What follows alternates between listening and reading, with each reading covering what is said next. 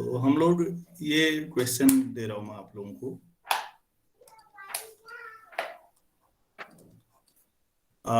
मान लेते हैं ये सन है और इसके चारों ओर एक सर्कुलर ऑर्बिट में अर्थ घूम रही है। तो यहाँ पर ये डिस्टेंस जो है, रेडियस जो है वो भी दिया रहेगा और मास ऑफ अर्थ भी दिया रहेगा। मास ऑफ अर्थ ये है, मास ऑफ सन जो होगा वो ms मान लीजिए। तो और आपको ये भी हम बता देते हैं, चलिए ठीक है जी। और सर्कुलर ऑर्बिट में जो वेलोसिटी है वो भी दे देंगे कि इतनी वेलोसिटी है। तो कैसे निकालेंगे? या फिर अगर वेलोसिटी ना हो तब भी कैलकुलेट किया जा सकता है या नहीं, इस पे भी हम दोनों बातचीत करेंगे। तो आपको अगर रेडियस दे रखा है एवरेज, ये एग्जैक्ट सही नहीं है क्योंकि आप भी जानते हैं केपलर्स लॉ की मदद से कि अर्थ जो घूमती है सन के चारों ओर वो इलिप्टिकल ऑर्बिट है। हम सर्कुलर एक अप्रोक्स मान रहे हैं और उसका जो रेडियस हम मान लें 1.5 इंटू 10⁸ किलोमीटर।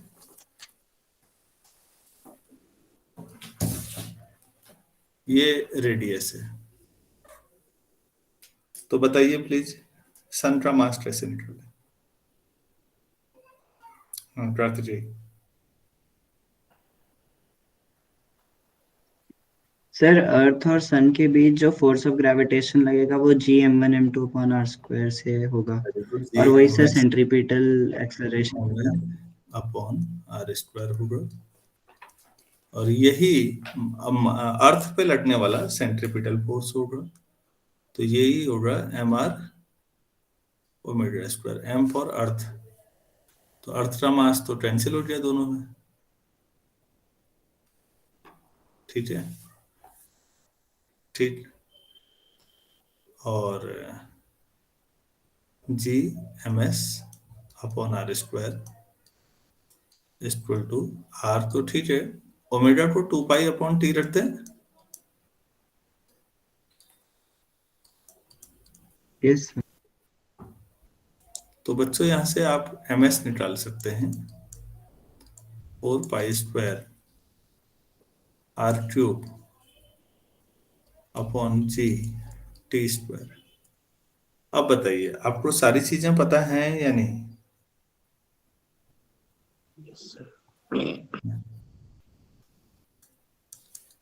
फोर अप्रोक्स निकल रहा है 3.14²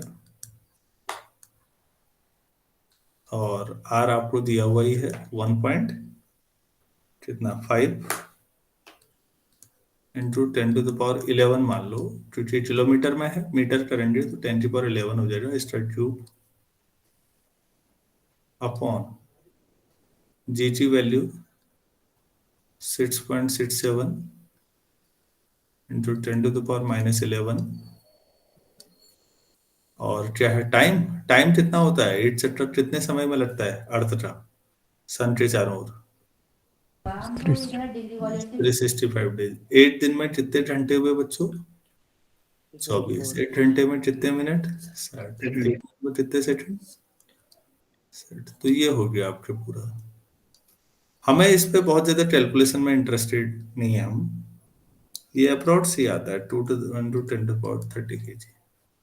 तो इस रेंज में सन का मास है, मतलब 2 के आगे 30 जीरो लगाते हैं तो लगभग इतना मास है। और अर्थ में आपने देखा होगा 10⁻24 आया था approx. Yes sir. Yes sir. हाँ, तो अर्थ के लिए ये है कि लगभग 24 जीरो लगा दीजिए आप आगे से, और इसमें 30 काफी बड़ा है फिर भी, ठीक है।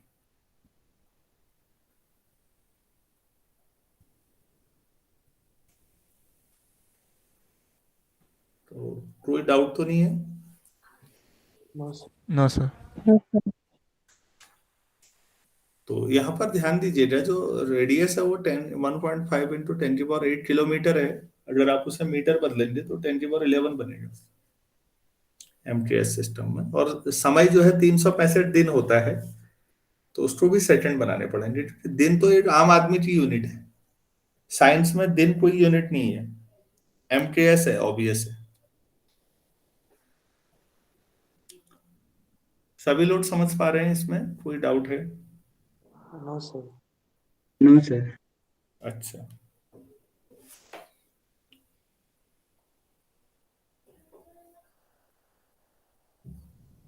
अच्छा, एक नया क्वेश्चन आपको दे रहा हूं मैं स्टेबल।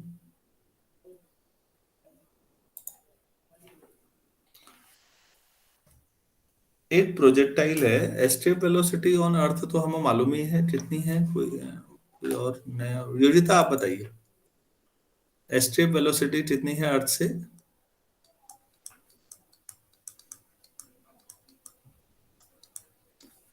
ये है अर्थ से एस्केप, मतलब अगर आप इस स्पीड से किसी ऑब्जेक्ट को फेंकें या इससे ज्यादा स्पीड से, तो वो अर्थ के ग्रेविटेशनल फील्ड से बाहर निकल जाएगी, कभी वापस नहीं आएगी।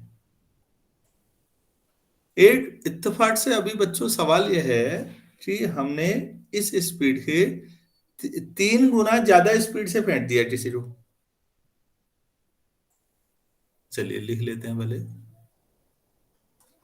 और body is projected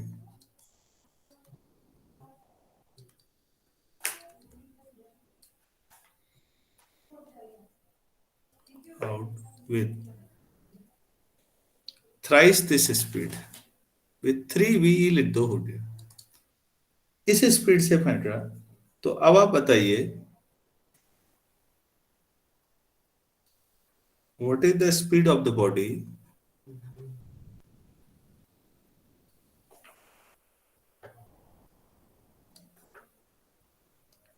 far away from the earth. Far away का मतलब अर्थ के ग्रेविटेशन से बहुत दूर, फ्रॉम द अर्थ। तो अर्थ के ग्रेविटेशनल फील्ड से काफी दूर, बाकी किसी की प्रेजेंस को इग्नोर ही करना है सबको। तो ये क्वेश्चन है। अभी तक हमारा संघर्ष था बच्चों कि हम कम से कम कितनी स्पीड से फेंक पाए, तो 11.2 भी बहुत है। और मान लो हाइपोथेटिकल क्वेश्चन है कि आपने ना जितनी एस्केप वेलोसिटी थी उससे 3 गुना ज्यादा स्पीड से फेंक दिया, ठीक है? तो फिर इन्फिनिटी पे क्या वेलोसिटी रहेगी, ये पूछ रहे हैं एक तरह से।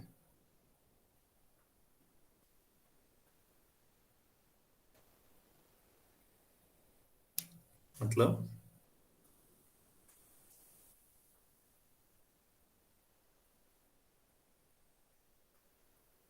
ये अर्थ है, अर्थ सरफेस ये है, जगह बचाने के लिए मैं ऐसे बना दे रहा हूं। सोच लीजिए कि हम यहां पर पहुंच रहे हैं, इनिशियली वो ए पर था, ए पर मान लीजिए आपने V1 वेलोसिटी से फेंका, और यहाँ पर आपके पास स्पीड V2 है, तो V2 पूछा गया है। और अभी यहाँ पर ये पता है कि जो V1 है वो 3 टाइम्स VE है। क्या मैं समझा पा रहा हूँ आप लोगों को? Yes sir. Yes sir. Yes sir. ठीक हो गया। तो इनिशियल और final law of conservation of energy लगाइए। Yes sir. Law of conservation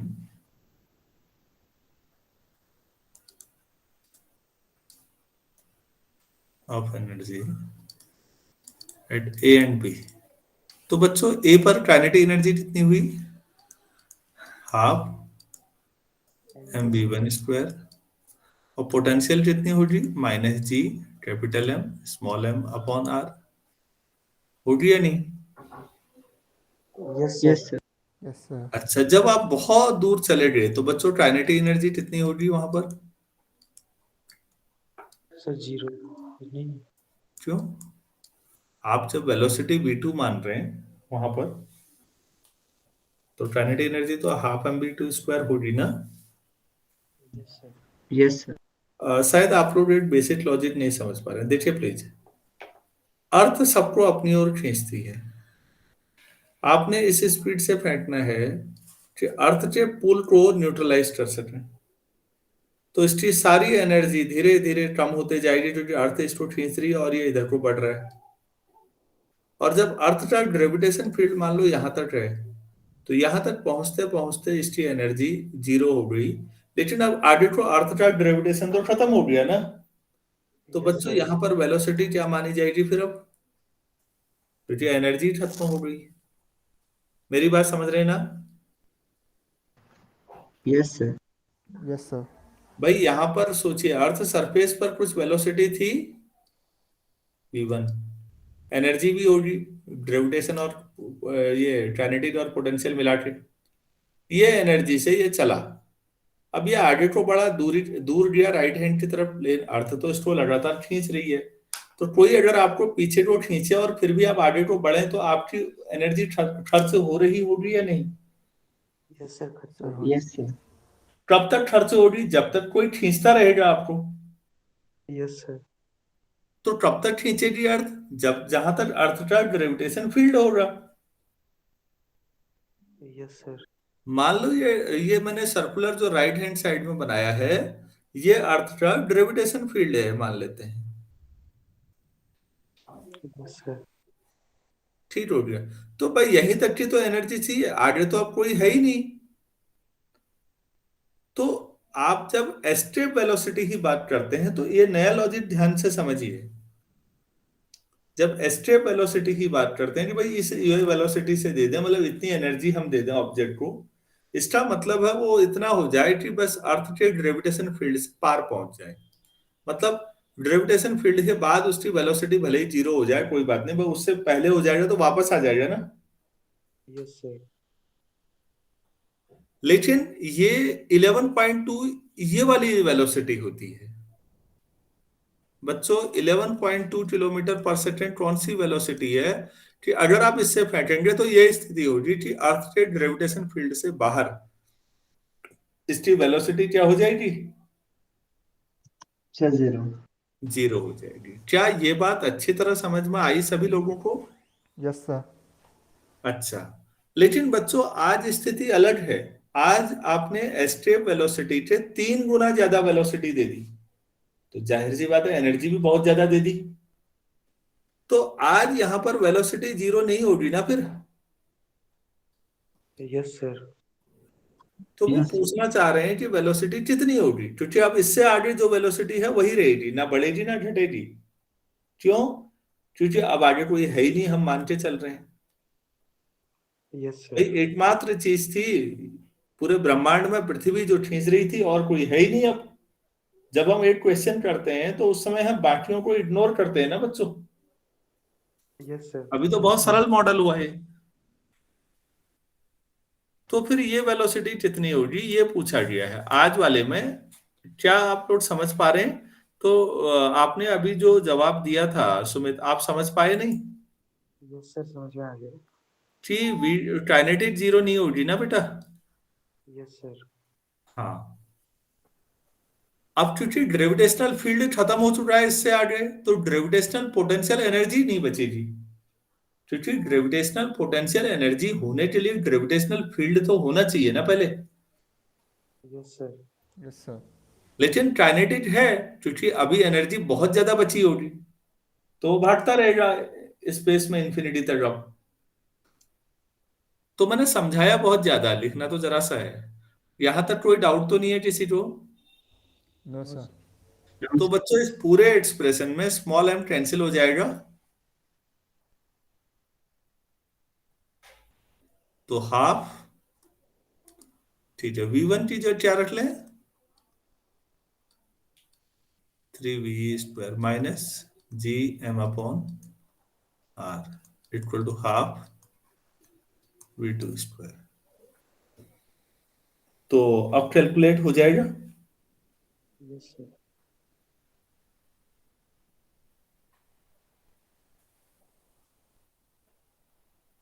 yes sir.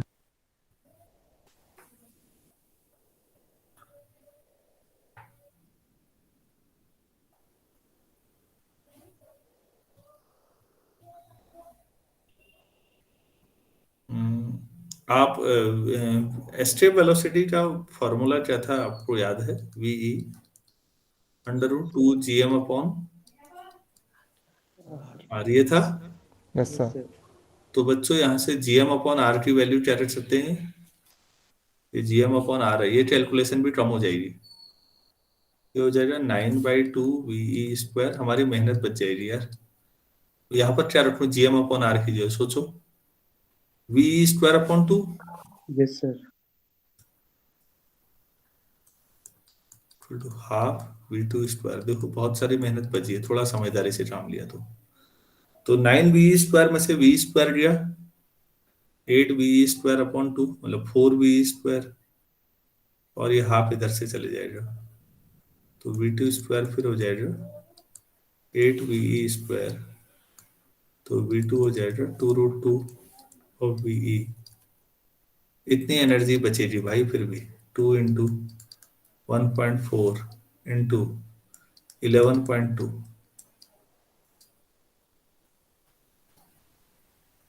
11 का डबल, 3 गुने के आसपास। ये लगभग, मैं बुक में देख के आंसर बता रहा हूँ अब आपको, 32 किलोमीटर के आसपास है पर सेकेंड। ये एनर्जी बची है अभी, इस स्पीड से चलता रहेगा ये। बच्चों ये बहुत ओवर सिंप्लीफाइड कंसेप्ट है, बच्चों वाली चीजें हैं। हम जब जिस समय अर्थ और ये सैटेलाइट मान रहे हैं तो कुछ और प्लेनेट या कोई चीज मानी हमने? No, sir. नो नहीं। तो ये बहुत सरल है, जबकि हकीकत में तो ढेर सारे पार्टिकल और भी हैं। तो एग्जैक्ट करना एस्ट्रोफिजिक्स का काम। जब आप MSc करेंगे तब आप चीजों को डिटेल में पढ़ेंगे कि फिर आप बाकियों का प्रभाव भी पड़ेगा ना। अभी तो अर्थ और सैटेलाइट है, बाकी कुछ है ही नहीं। आप कह रहे हैं कि बस ये 32 किलोमीटर पर सेकंड की स्पीड से अनंत तक, इन्फिनिटी तक चलता ही रहेगा, बाकी कोई है ही नहीं। भाई सवाल में ही नहीं दिया था तो हम क्यों माने औरों को? तो क्या आपको समझ में आ रहा है कि आप लोग जो पढ़ रहे हैं वो बहुत सरल चीजें हैं अभी? Yes, yes sir. सर। हाँ ठीक है, वो आपका जो लेवल है, बच्चे हैं अभी पहली बार पढ़ रहे हैं, हो सकता है वो कठिन लगे आपको, आपके लेवल, लेकिन वो कठिन है नहीं एक्चुअल में। कठिन तो तब होगा जब आप बाकी प्लैनेट्स को भी लेंगे।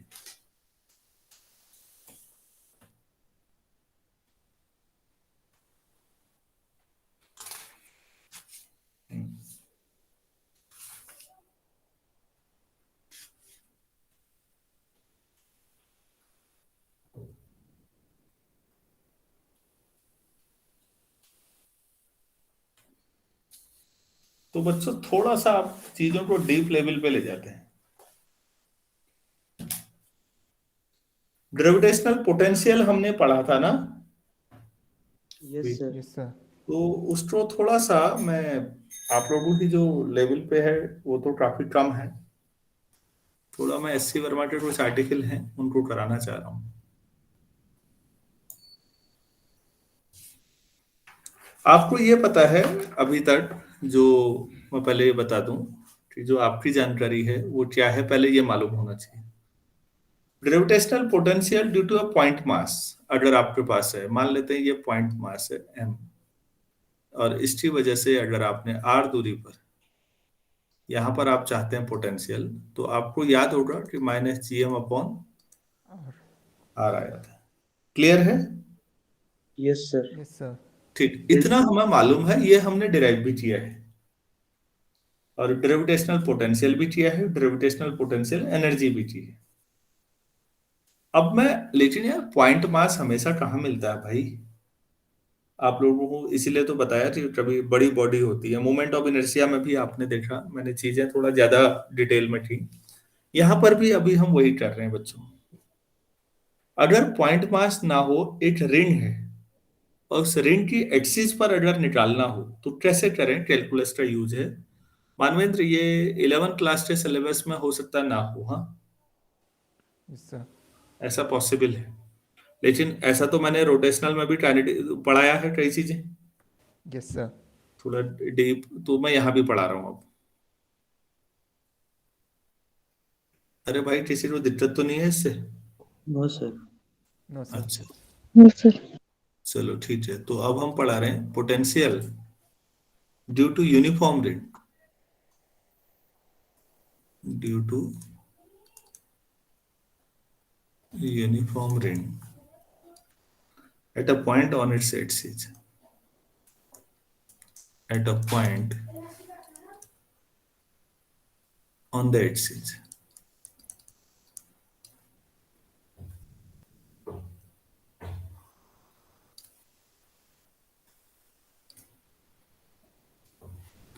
तो बच्चों एक रिंग है, ऐसे रिंग है मेरे पास कोई, और इसकी एक्सिस ऐसे है, मतलब ये इस एक्सिस पर एक कोई पॉइंट ले लेता हूं मैं, और सपोज यहां पर एक पॉइंट ले लेता हूं, तो इस पॉइंट से ये है P मान लो। तो रिंग, अब आप सोच पा रहे हो, तो ये सोच रहे हैं कि रिंग के हर पॉइंट से पॉइंट P की दूरी बराबर होगी या नहीं। Yes, sir. रिंग का मतलब बाउंड्री, रिंग की एक्सिस सोचो, Yes, sir. Yes, sir. ठीक है। तो रिंग की बाउंड्री पर कोई भी पॉइंट दो ले लें तो उन सब की दूरी P से बराबर होगी या नहीं। Yes, sir. तो थोड़ा 3D पिक्चर होगी बच्चों ना, मैं डायग्राम में नहीं समझा सकता।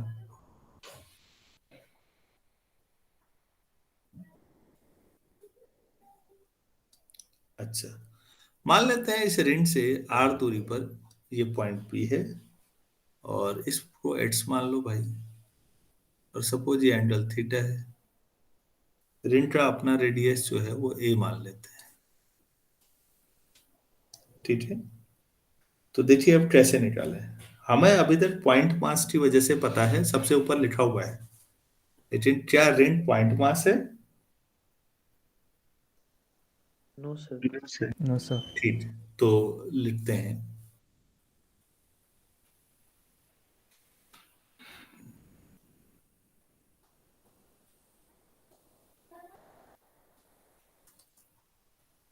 let us consider a uniform circular ring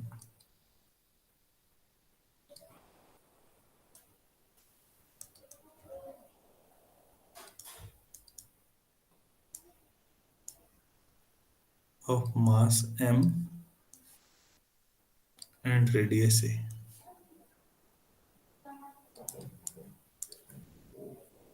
Suppose P be a point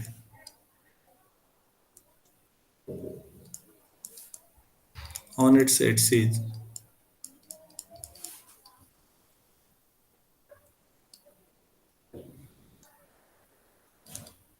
at a distance r from the center. Centre का नाम O लिख देते हैं।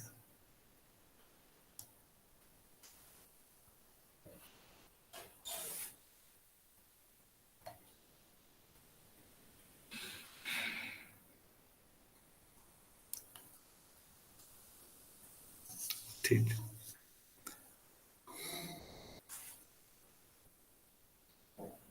तो एक एलिमेंट्री पार्ट मान लेता हूं मैं, कहां पर मानो, ये डायग्राम में सोचिएगा।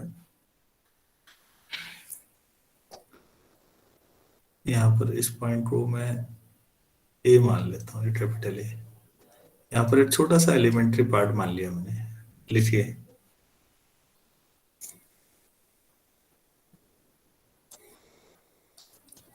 नहीं लाइन से। Let us take an elementary part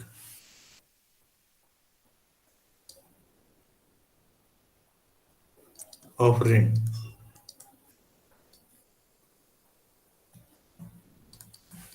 at point A with mass, छोटा सा ले लो, ठीक है।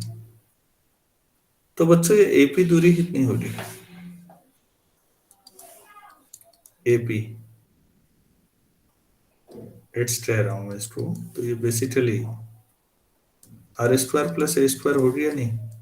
Yes, sir. तो आपके पास एक पॉइंट मास है ए पर जिसका मास डीएम है,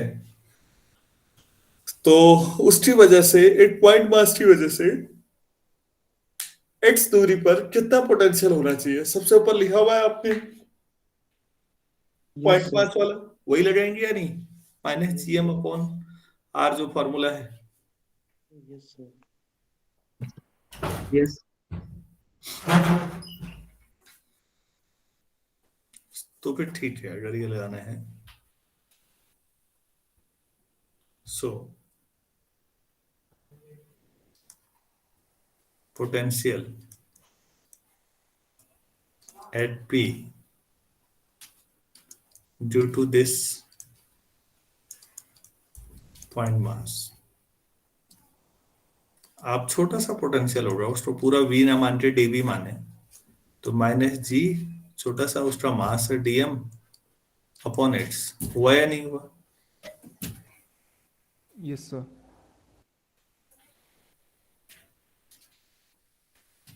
तो फिर पूरा की वजह से क्या होगा?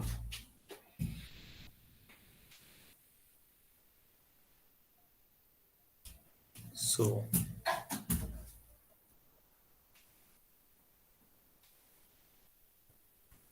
हेलो, पूरे रिंग की वजह से क्या करेंगे? Sir, integration of du. So potential at P due to the ring, due to the whole ring, तो this must be integration of this। ठीक,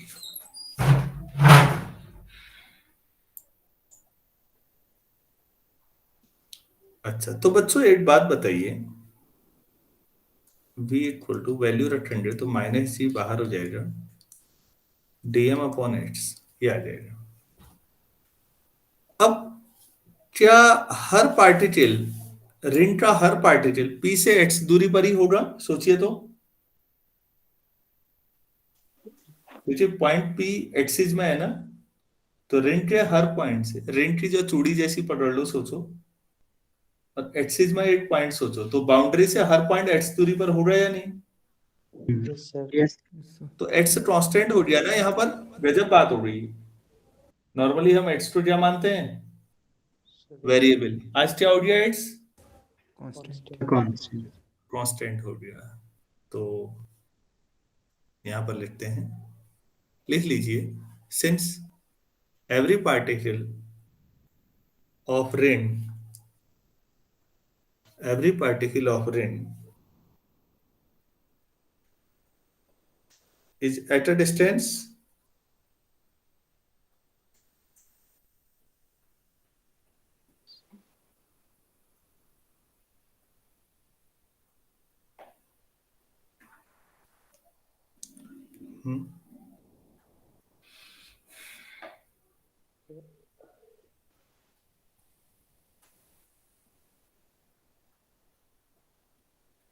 क्या लिखोगे भाई?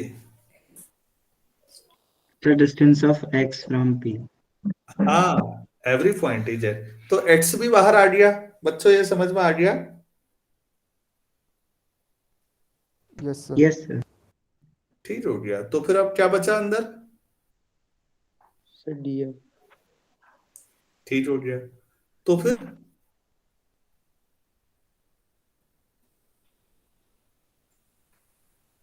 क्या होना चाहिए था? डीएम का integration, Sir, m. Very good, पूरा एम यार। तो v आपके पास क्या मिल गया बच्चों? मैं इतना जानबूझ के नहीं लिखा ताकि आप लोग लिखें। तो फाइनली v इक्वल टू हो जाएगा minus G M upon X, मतलब under root R square plus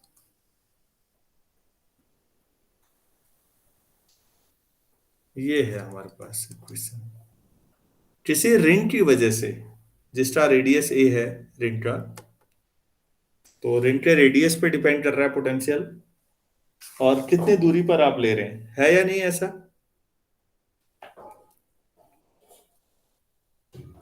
Yes, sir. Yes sir अगर आपसे किसी ने पूछा कि रिंग के सेंटर पे कितना पोटेंशियल होगा, तो आप क्या करेंगे? सोचिए तो।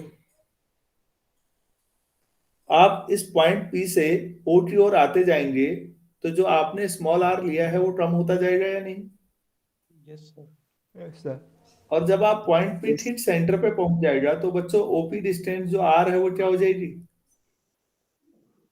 सर वो आर 0. 0। r इसमें 0 रख लोगे तो क्या आ जाएगा answer? So minus gm upon a.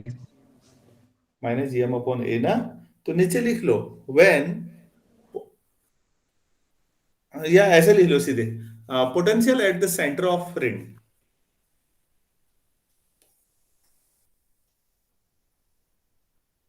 तो इसमें लिख लो by putting R equal to 0।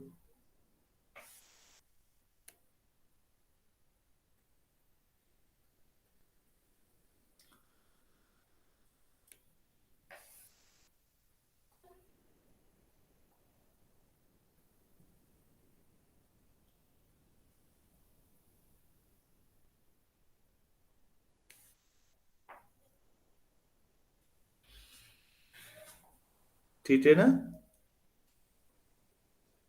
Yes sir. Yes, sir. ठीक, अगर आप ये कहें कि इनफाइनाइट पर पोटेंशियल जितना होगा तो जो आर पॉइंट पी है उसको दूर मूव कराते जाओ, तो जो आपका स्मॉल आर है वो बढ़ता जाएगा बढ़ता जाएगा। तो स्मॉल आर अगर इंफिनिटी की तरफ जाए तो देखो बच्चों इस एक्सप्रेशन में, इक्वेशन 1 में आर की जो इंफिनिटी हो जाएगा डिनोमिनेटर में तो 0 आ जाएगा या नहीं? Yes, sir. हाँ, sir. तो इनफाइनाइट पर पोटेंशियल कितना माना जाएगा, जो कि हम बार बार लिखते भी हैं कई जो कि इनफाइनाइट पे 0 होना चाहिए, तो वो यहां से भी समझ में आया या नहीं 0 होगा? Yes, sir. Yes, sir. हाँ, तो लिखो फिर।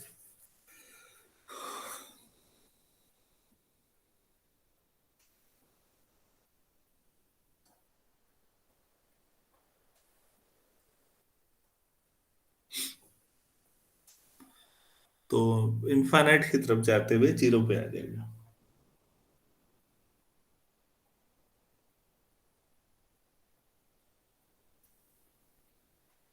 ठीक है, तो ये डेरिवेशन मेरे ख्याल से पूरा हो गया। एक रिंग की वजह से ग्रेविटेशनल पोटेंशियल निकाल दिया आपने।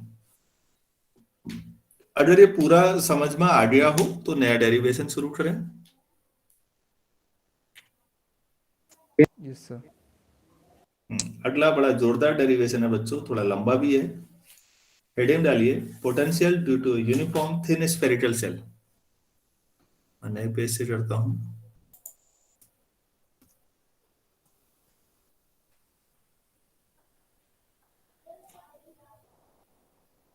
Potential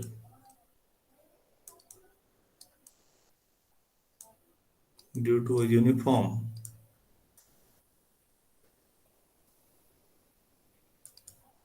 thin spherical cell.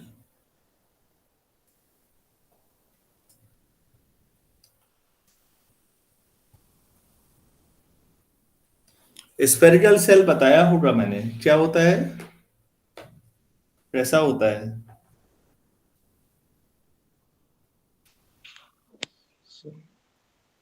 Plastic ball के जैसा। हाँ, जिसकी थिकनेस सर बहुत ही कम है। बहुत कम होती. नेग्लिजिबल। ठीक है, बहुत ही वेरी गुड। तो बच्चों हम क्या करेंगे, इसको हम काटेंगे छोटे छोटे रिंग्स में। सोचिएगा, रिंग, इसीलिए तो पहले रिंग का डेरिवेशन कराया। ये एक बॉल है और इसकी एक्सिस पर कहीं पर एक पॉइंट है, यहां पर मान लेते हैं P। ठीक,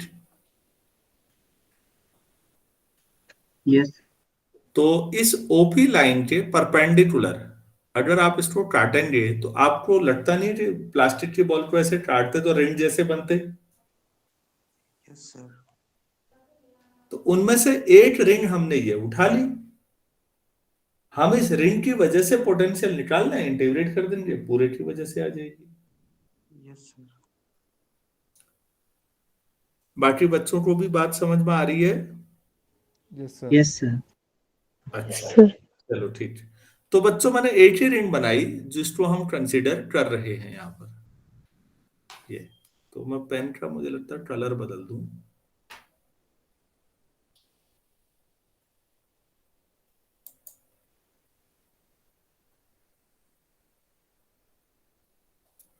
ताकि डायग्राम थोड़ा साफ दिखे।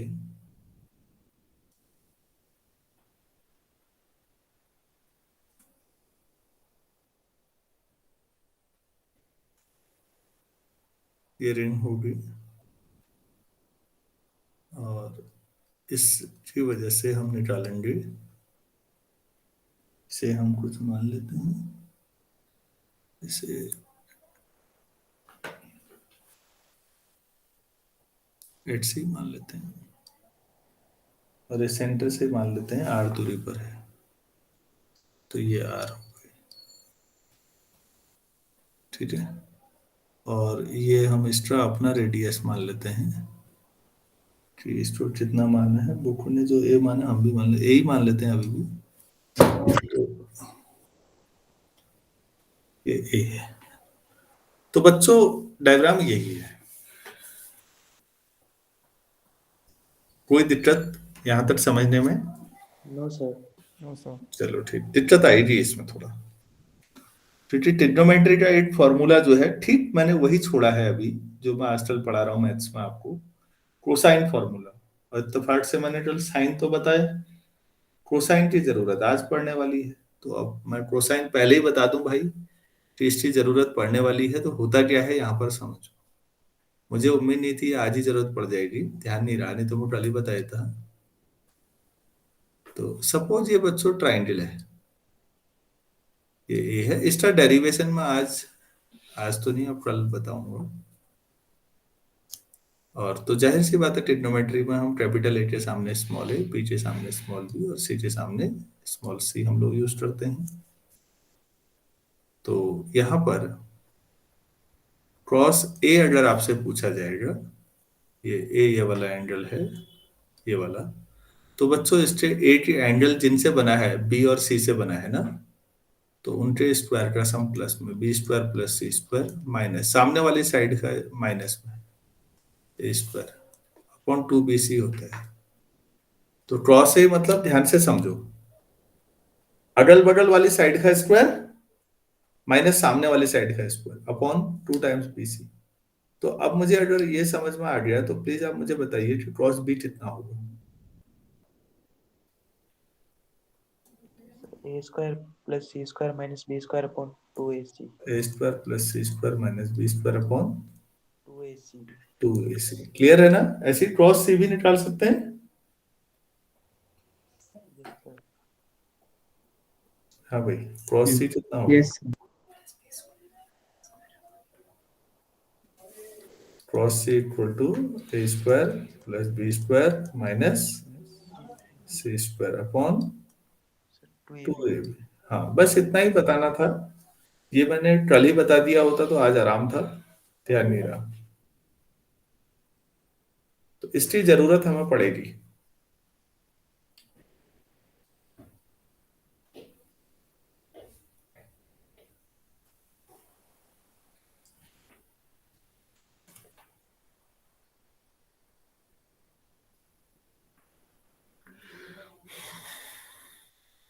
नोट कर लिया आप लोगों ने? Yes sir. Yes sir. अच्छा,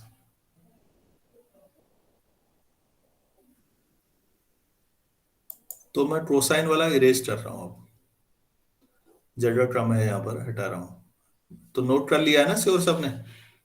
yes sir. Yes sir. Yes ठीक है,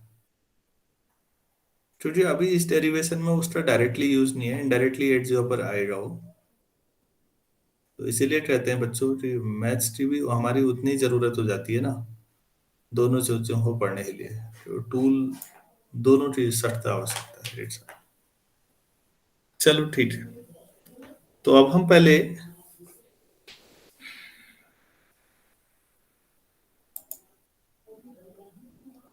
तो डेरिवेशन के लिए थोड़ा सा शुरुआती एक्सप्रेशन लिखते हैं, which is let us consider बच्चों ये जो मेहनत आप कर रहे हो ना, ये 100% रिपीटेशन हो जाएगा इलेक्ट्रिक फील्ड में। दोबारा वहां चार्ज डिस्ट्रीब्यूशन होगा, यहाँ मास डिस्ट्रीब्यूट हुआ है। मेरी बात समझ रहे हैं? तो 12th में जो पहला चैप्टर आपका आएगा, वहां आपको बड़ा मजा आएगा अगर आपने यहाँ सारी चीजें सीख ली। मैं तो बार बार कहता हूँ ग्रेविटेशन में खूब जम के मेहनत करो, इलेक्ट्रिक में मजे में रहना, फिर कुछ ज्यादा पढ़ने के लिए नया नहीं है।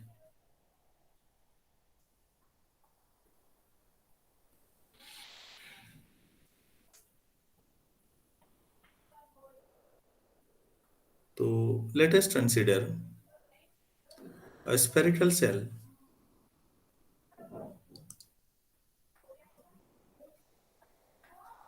of mass m and radius a। ठीक हो गया, नई लाइन से वी हैव टू फाइंड, हमें करना क्या है, क्या निकालना है? फाइंड ग्रेविटेशनल पोटेंशियल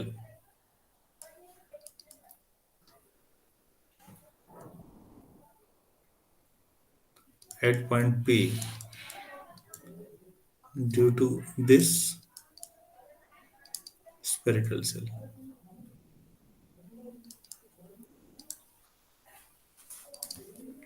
हमें ये निकालना है।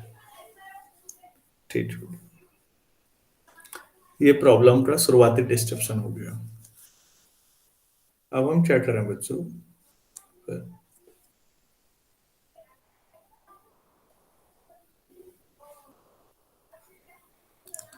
Let us divide the spherical cell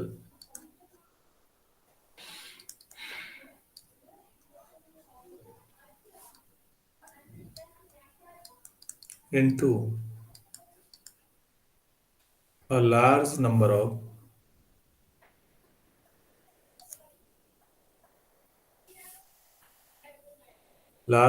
of circular rings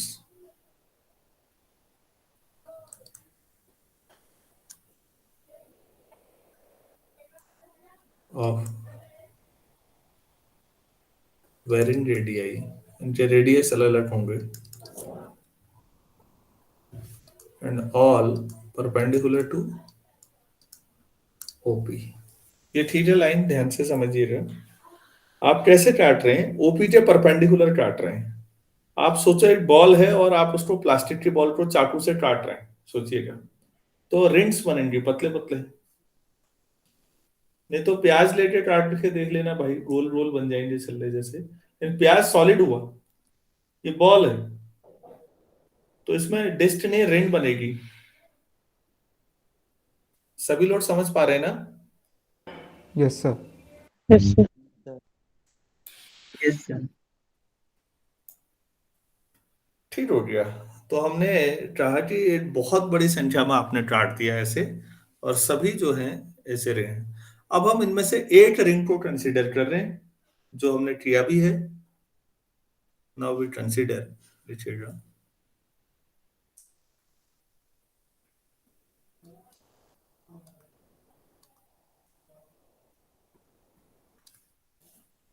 one of such rings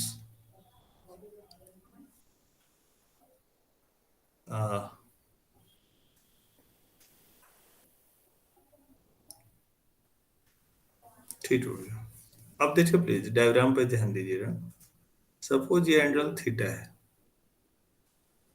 तो ये जो होगा ये डी थीटा होगा ना, ये बीच में, ये साफ नहीं बना है, मैं यहाँ पर नीचे बना देता हूँ दोबारा।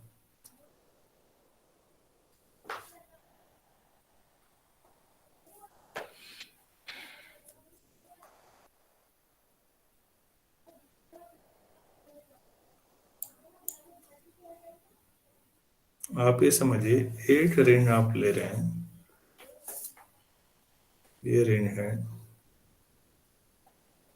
जो आप सोच रहे हैं, आप उसको सेंटर से मिलाएं, ये हुआ, ये हुआ, ये एंगल थीटा है, ये एंगल डी थीटा है, और ये ए है। तो आर्क तो एंगल अपॉन रेडियस पढ़ा होगा आपने, तो ये दूरी ए डी थीटा हो जाएगी या नहीं? Yes, sir. यस ये सर। ए डी थीटा हो जाएगी। तो हमारे पास जो रिंग कंसीडर की है हमने, उसका अपना थिकनेस हो गई ए डी थीटा। समझ में आया? Yes, sir. Yes, sir. Yes ठीक है।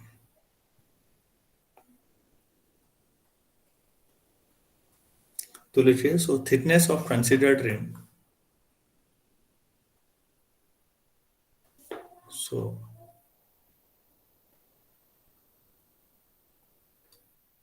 thickness of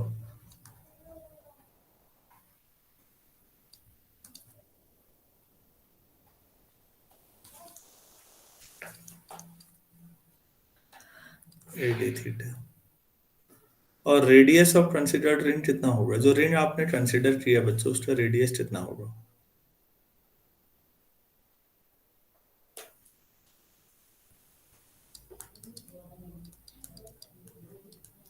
A sine theta होगा या नहीं?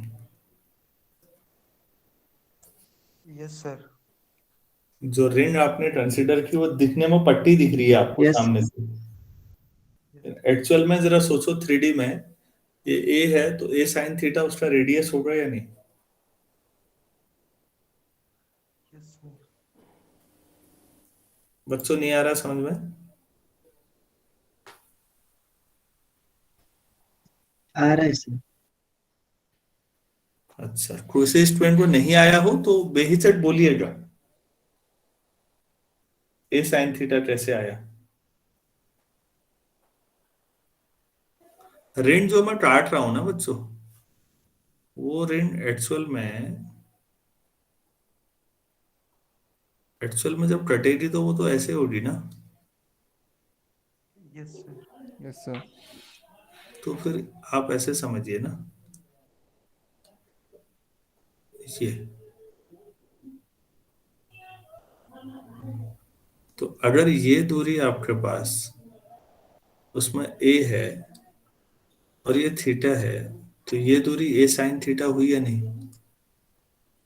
अब देखिए डायग्राम में ओरिजिनल तिरछी दूरी ए है, तो ए साइन थीटा तो बीच वाली होगी ना। Yes, अब sir. वो फोटोग्राफ हमने थोड़ा तिरछा करके देख लिया, सोचो।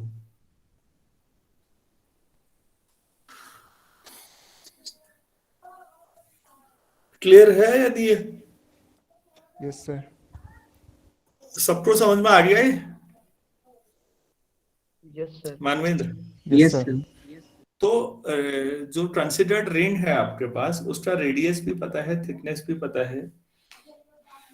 तो अब डेंसिटी निकाल लो पहले स्पेरिकल सेल की। आपने मास ले रखा उसका,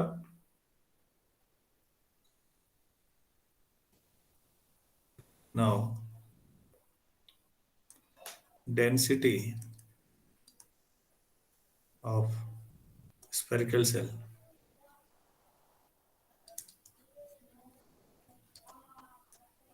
रो equal to M upon 4 pi A square हुआ या नहीं?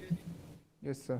स्पेरिकल सेल में बच्चों मास कहां पर होता है? सारा बाउंड्री पर, अंदर तो खोखला होता है। तो सरफेस एरिया होता कितना है स्पेरिकल सेल का? प्लास्टिक की पतली बॉल, सोचो, Sir, 4 pi r. 4 पाई ए स्क्वायर। तो 4 पाई ए स्क्वायर जो पूरी सरफेस है, उसका मास एम है। तो यूनिट मतलब मास पर यूनिट सरफेस एरिया, तो इतना होगा या नहीं? Yes, sir. होगा. तो अब मैंने जो रिंग मानी है, उसका मास निकालना पड़ेगा मुझे। उसके लिए पहले उसका एरिया निकालते हैं। लिखिए, now area of considered ring,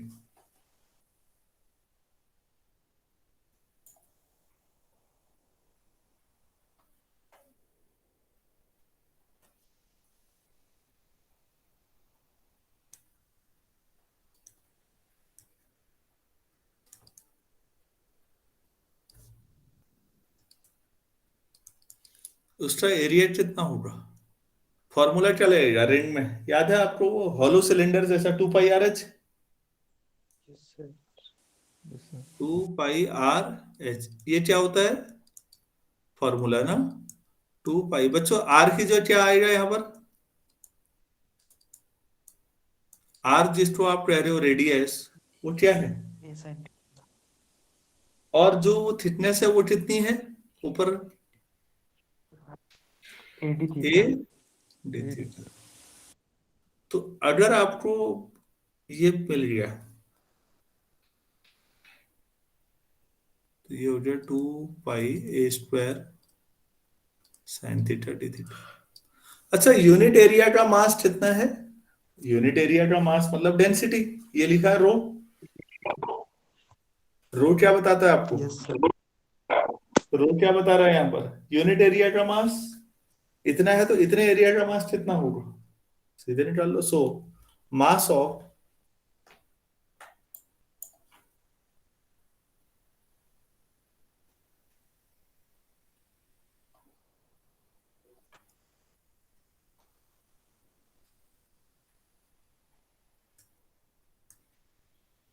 considered strip,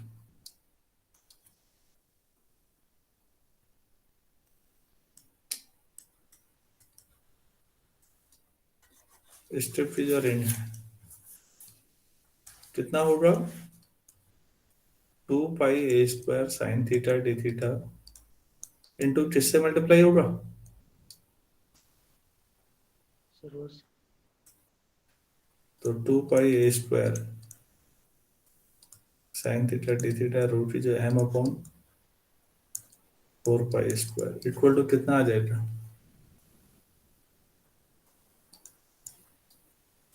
2 sine theta D theta. यही एलिमेंट्री मास हुआ या नहीं, यस सर। असली काम तो ये है बच्चों, एक रिंग कंसीडर करके उसका मास निकाल दिया आपने पूरा। देखिए कोई दिक्कत आई तो बताइए।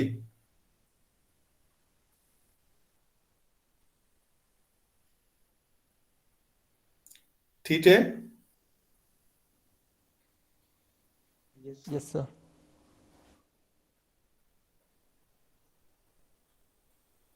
ठीक। अब जरा इधर देखिए दोबारा,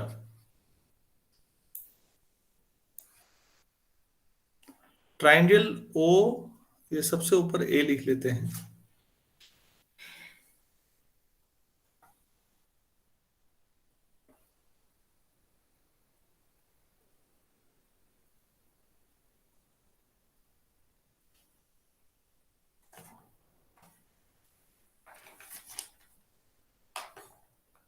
यहां पर ए लिख लीजिए। ट्राइंगल ओ ए पी में लगा रहा हूं मैं कोसाइन फॉर्मूला अब।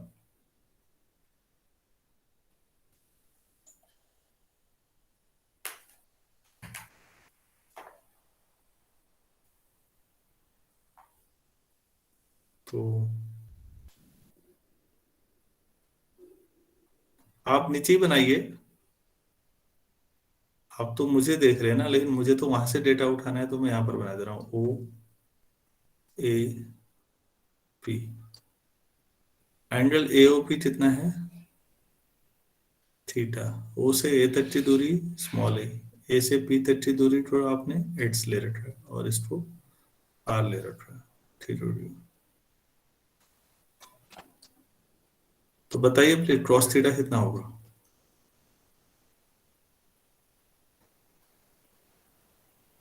cos theta R square minus X square upon 2a R, ऐसा होगा। Yes sir. Yes sir. ठीक हो गया। तो यहां से एक्स स्क्वायर निकालिए, क्रॉस मल्टीप्लाई करिए पहले,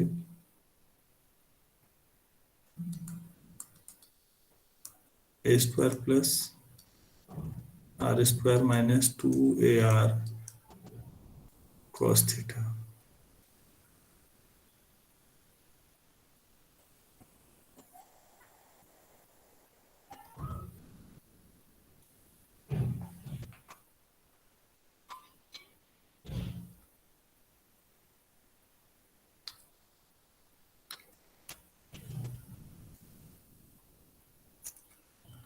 डिफरेंशिएशन करिए बच्चों, 2h dx equal to 0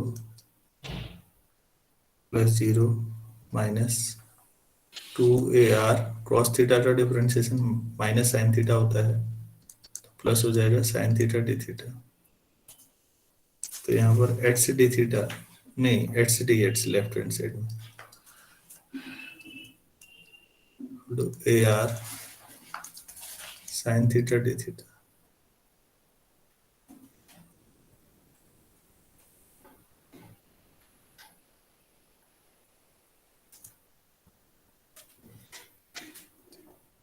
तो जहां पर साइन थीटा डी थीटा है वहां क्या लिखते हैं बच्चों? H D H upon A R. असली फिजिक्स तो यही है बच्चों जो पढ़ रहे हो। तो खाली डेफिनेशन और फॉर्मूला बताते हैं तो मजाक है।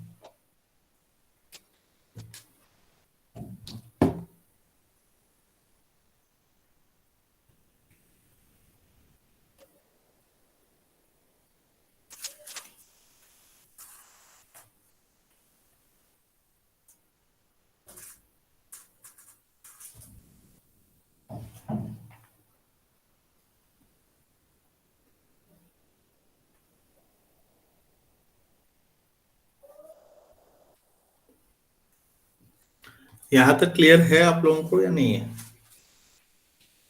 है। अच्छा बच्चों, अभी जो आपने साइन थीटा वो मास लिखा था, डीएम कितना लिखा हुआ जरा देखो तो, जो निकाला है। m by 2 sine theta D theta लिखा है। Yes sir. Yes sir. तो उसमें साइन थीटा डी थीटा की ये वैल्यू रख दो जो अभी निकाली है, H D H upon A R. तो मास फिर दोबारा निकालो, नीचे लिख लो इस बात को।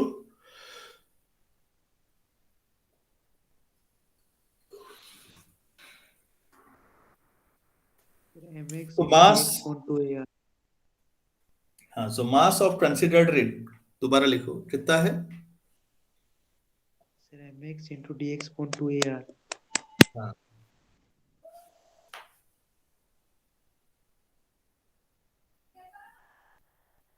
अरे, पढ़ा, पता नहीं।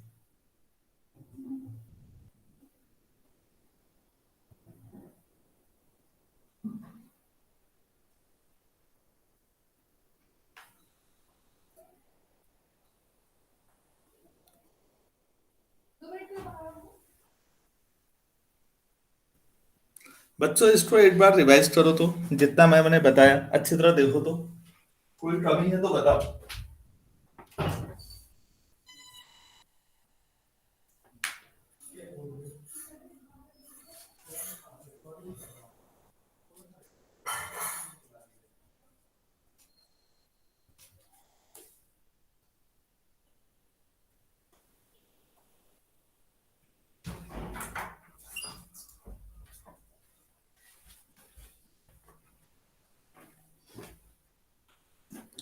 तो अब मास कितना आ गया, सबको पता लग गया? Yes sir. चलो ठीक। अब एक एक करके देखो बच्चों। अब लिखिए, नाउ 3 केसेज में अराइज।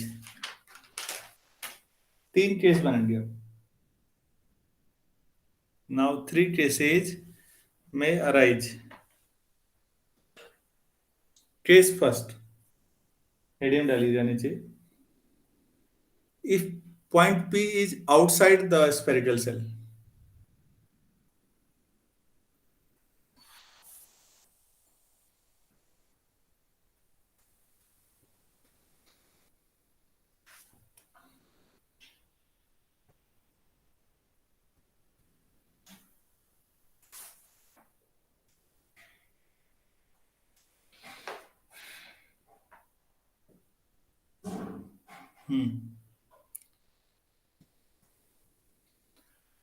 अगर ये P बाहर है, जैसा कि अभी दिख भी रहा है कि बाहर ही है, तो आप एक बात बताइए, जो आप निकालेंगे पोटेंशियल पूरे स्फेरिकल सेल की वजह से, तो लिमिट थीटा 0 से पाई तक जाएगी ना इस बार। आप एक स्फेरिकल सेल को लीजिए और काटना शुरू कीजिए। आप एक तरफ से काटेंगे, दूसरी तरफ खत्म हो रहा है या नहीं, सोचिए। Yes sir. तो आपका एंगल कहां से कहां तक जाएगा? 0 से सर पाई तक। बच्चों यहाँ पर ध्यान दीजिएगा, अगर कोई चीज ऐसी है और आप इटरेट करके ऐसे काट रहे हैं तो आप 0 से 2 पाई जाएंगे या नहीं पूरा? Yes sir. Yes, sir. हाँ, लेकिन अगर आप ऐसे काटना शुरू कर दें इसको, तो आपका आधे में ही खत्म हो जाना है, नहीं है? Yes sir. तो एंगल 0 से पाई तक जाएगा, ठीक है ना? Yes, sir. अच्छा, तो एक्स जो डिस्टेंस है वो कितनी हो रही, कितनी होगी ये निकालना है। नहीं, केस फर्स्ट में लिखिए। तो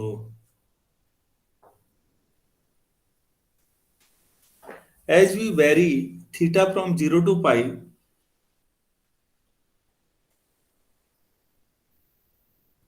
as we vary theta from 0 to pi,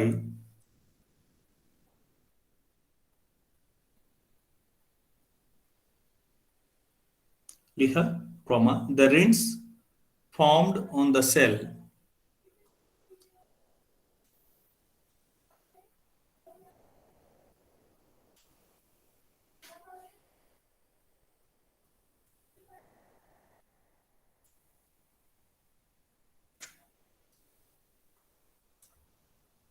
rings formed on the cell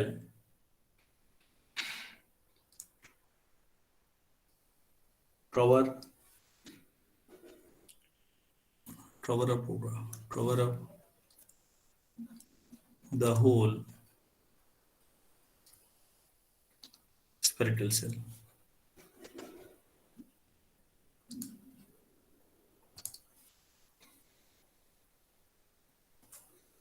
Cover up the whole spherical cell.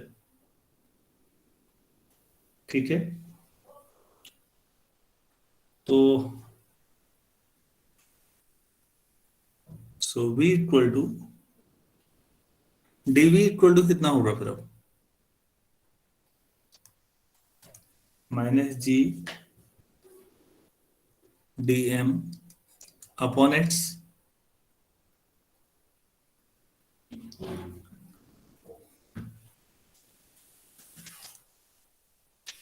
ये आएगा। तो -g तो ठीक है, अपॉन x भी ठीक है। dm कितना आ गया है बच्चों अब आपके पास? अभी mx अपॉन क्या था? 2AR. mx dx upon 2AR. 2ar, तो h से h कैंसिल हो गया, तो dv इक्वल टू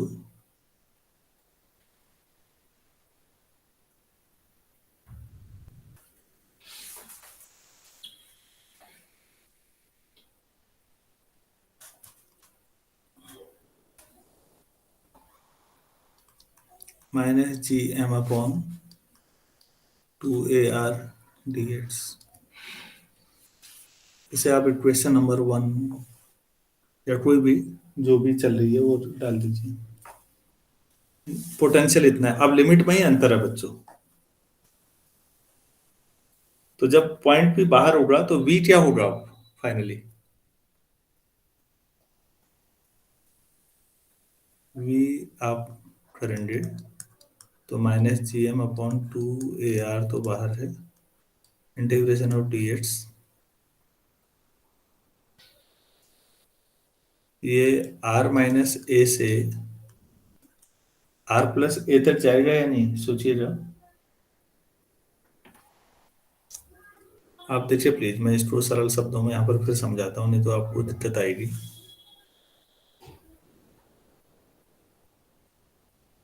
आपने ऐसे बांटा है ना, उसमें से कोई एक स्पेरिकल सेल लिया है, ठीक है, आपके पास पॉइंट P है, तो ये टोटल डिस्टेंस r है यहाँ से यहाँ तक,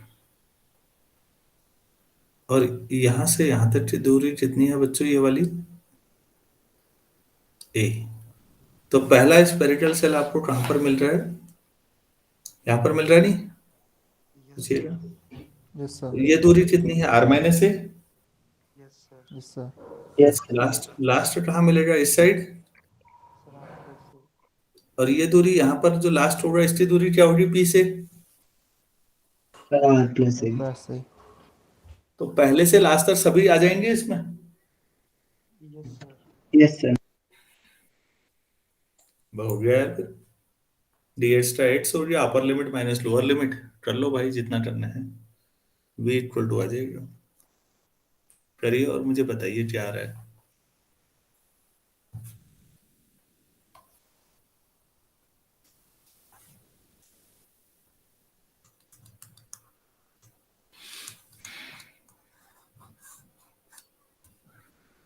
यही आ रहा होगा।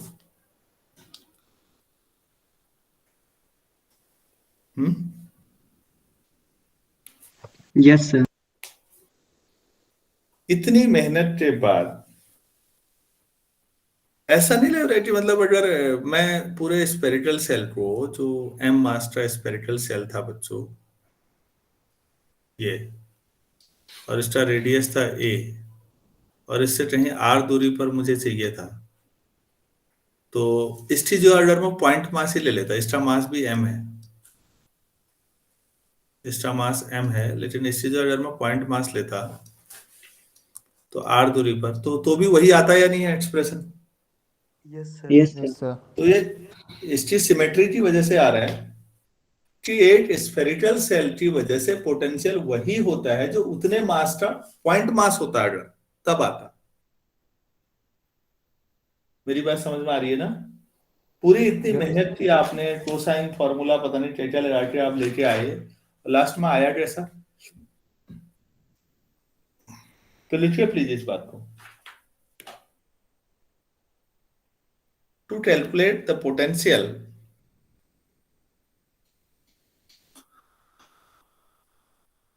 to calculate the potential at an external point,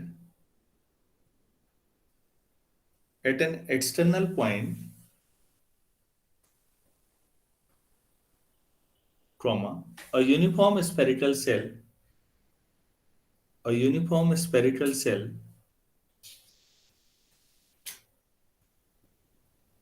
may be treated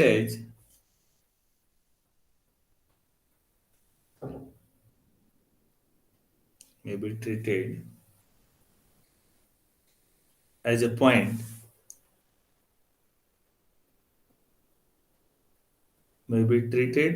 point लिखा, as a point mass या point particle लिख दो, as a point particle of equal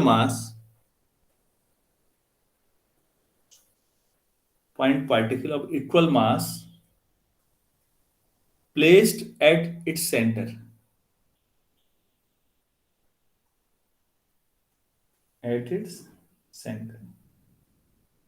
तो इस स्पेरिकल सेल की जगह पर अगर आप एक पॉइंट मास लेते उतने ही मास का और सोचते सेंटर पे रखा है, तो भी वही रिजल्ट आता। क्या आप लोग कन्विंस हो पाए। Yes, sir. ठीक, case second, if P is inside the cell,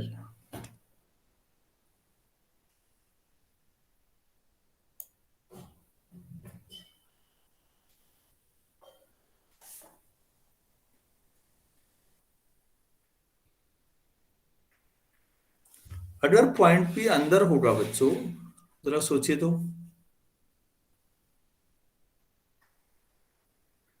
point P अगर यहां पर है, ध्यान से देखिए, तो ये दूरी R हो गई या नहीं। Yes, sir. और ये दूरी A है पूरी, तो पहला से लास्ट तक A माइनस आर से A प्लस आर कर दूं। Yes, sir. भाई पहला आपको जो मिलेगा वो यहां पर मिलेगा, तो A माइनस आर, और अपोजिट साइड, तो बच्चों को पिछला अभी था ये पीछे, जहां डीवी से V निकाल रहे थे आप, कौन सी इक्वेशन कहा था मैंने जिसमें लिमिट रखी थी आपने, इक्वेशन 1 कह रहा था ना मैं, Yes, sir. उसमें रखिए फिर।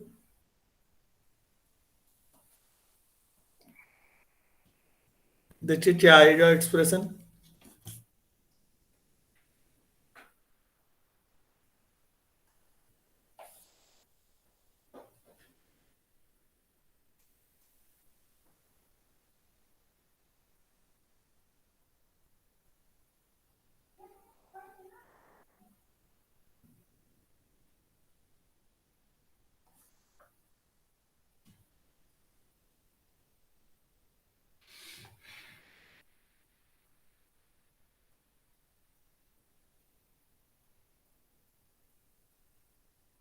अरे भाई बताओ तो सही, कितना आ रहा है।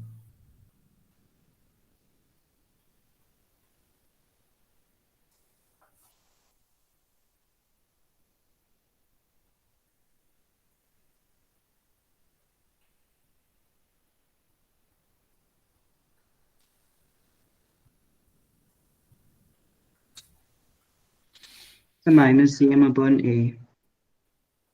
अच्छा,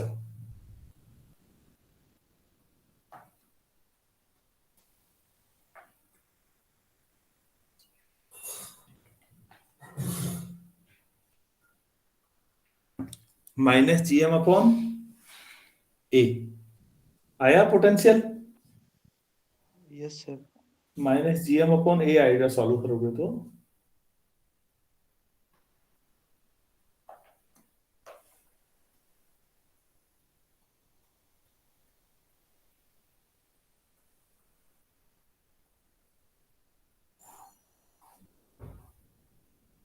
अरे लिमिट ए माइनस आर से ए प्लस आर रखी इस बार आप लोगों ने। Yes sir. Yes, sir.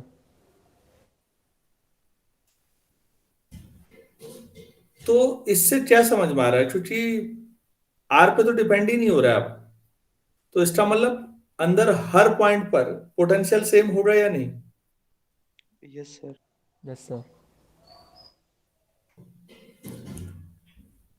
मतलब भाई, तो इसका मतलब ये बहुत महत्वपूर्ण बिंदु है बच्चों। तो लिख लीजिए इसको, ये this value is constant for every point inside the spherical shell. This value is constant for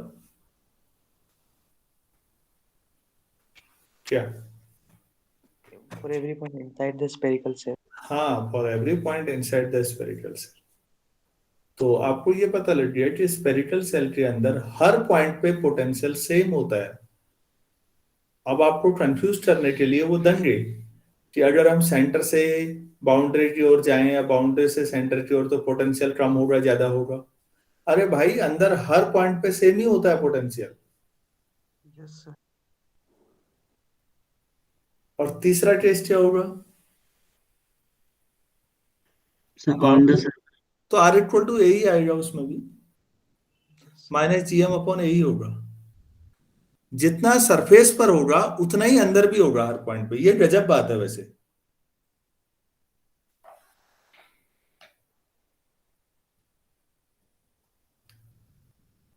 जितना सरफेस पर होगा पोटेंशियल उतना ही अंदर भी होगा, और सेम इलेक्ट्रिक में भी होगा बाद में, क्योंकि सरफेस पर भी आर इक्वल टू ए ही तो रखोगे। Yes sir. तो किसी स्फेरिकल सेल की सरफेस पर और उसके अंदर हर जगह पर पोटेंशियल सेम होता है।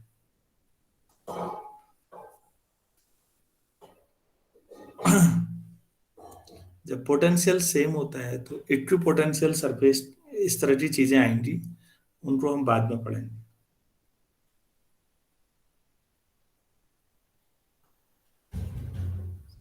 और बच्चों, अगर वी और आर का ग्राफ खींचना चाहोगे ना, तो इस तरह का आएगा लास्ट में मेन। आप अगर ये वी और ये आर इधर ग्राफ खींचेंगे तो ऐसा आएगा।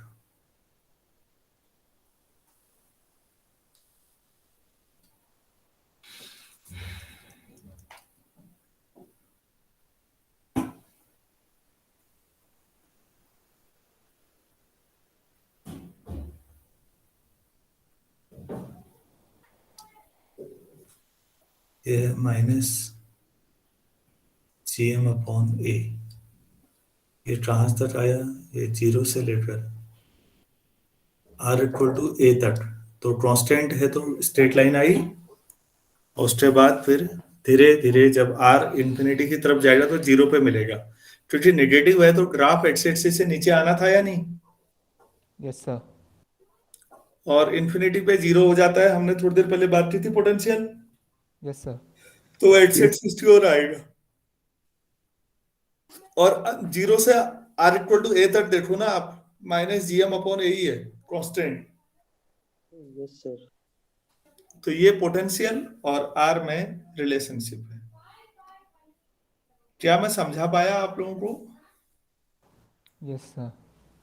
Yes, काफी sir. इंपॉर्टेंट चीज थी बच्चे, अगर ये अच्छी तरह समझ में आ गया, SC वर्मा एक बार ढंग से पढ़िएगा। नेक्स्ट क्लास में मैं यूनिफॉर्म सॉलिड स्फीयर की वजह से, अभी स्पेरिकल सेल था, सॉलिड स्फीयर की वजह से पोटेंशियल कैसे निकालेंगे इस पे बात करेंगे। मेरे ख्याल से इतना काफी है आज,